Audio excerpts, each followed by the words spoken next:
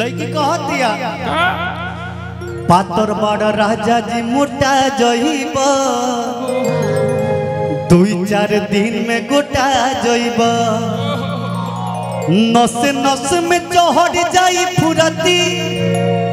तहरा बॉडी के चारू योरे योरे योरे योरे लड़की कहतिया तो चाटल कर ये बलमुआ भोरे भोरे होठवा के लिपस्टिक थोड़े थोड़े ये हमारे गाना पे ट्रेंडिंग में चला था वो सब आशीर्वाद ले बने जा आई अरे पातर बड़ राजा जी मोटा जइब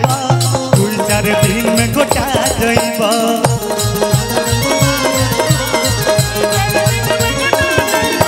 पातर बड़ राजा जी मोटा जइब 2-4 दिन में गोटा जइब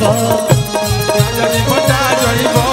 2-4 दिन में गोटा जइब नस नस में चढ़ जाई फुरती नस नस में चढ़ जाई फुरती तहरा बाड़ी के चारू योरे योरे ओरे ओरे तो चटल कर बाबू चटल कर ये बलमुआ भोरे भोरे उठवा के लिपस्टिक थोड़े थोड़े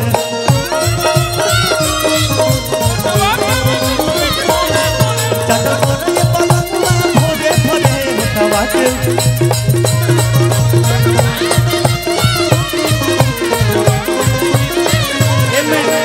धूम का बाजी और पियवा मुवना पटना बा और पियवा मुवना पटना बा देवरा थोड़ी चटना बा देवरा थोड़ी चटना बा मामा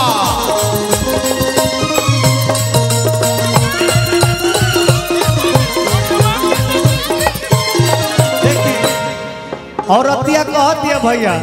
कैसे हो कि नया टेस्ट मिली हो इंटरेस्ट मिली हो लक्ष्मी को उठा लाली हो हमरा लाली के सवा सुपर बेस्ट मिली हो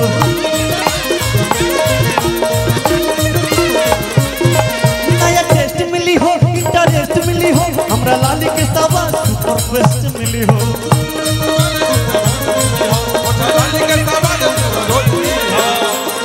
ऐसा कहा जाता है कि एक किस करने से 100 कैलोरीज कैसे बर्न होता है कि मिलता है ना भैया लड़की कहतिया सेहत बलमुआ बनल रही घीव में 10 हसनल रही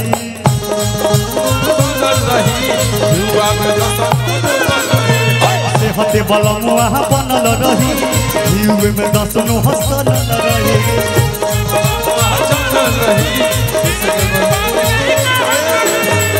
और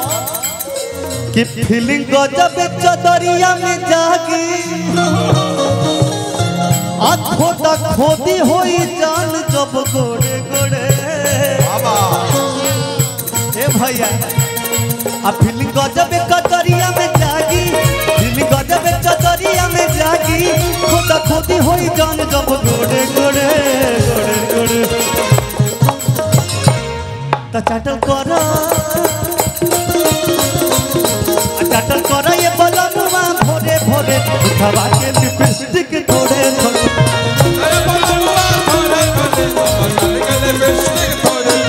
चाटल कर ये बलमुआ भोरे भोरे उठवा के लिपस्टिक थोड़े थोड़े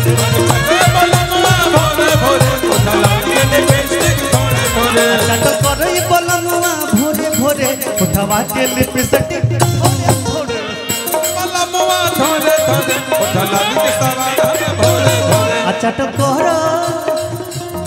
चटल कर ये बलमुआ थोड़े थोड़े उठवा के लिपस्टिक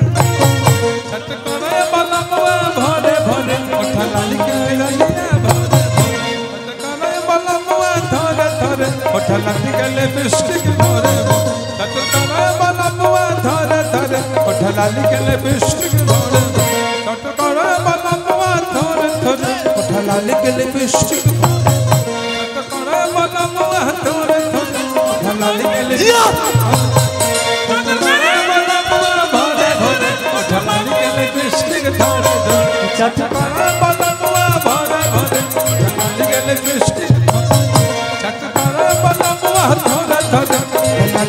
कृष्ण